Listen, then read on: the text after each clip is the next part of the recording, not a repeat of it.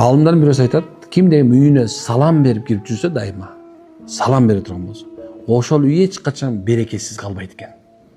Эгер туңгуйукка түшүп калган болсо, ошол үйдө тынчтык пайда болот экен. Карыз болгон болсо, ошол үйдө кутулат экен. Аллаху акбар.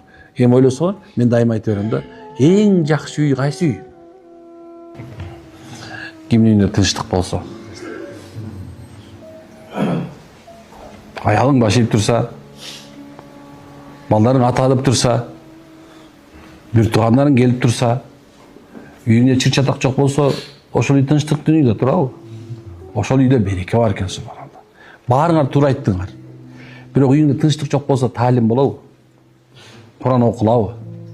Зикир кылынабы? Сый-урмат болобу? Аса намаз окулабы ошол? Болбойт да турабы? Бирөө тиги кыланы, бирөө бул кыланы карап отурсаң.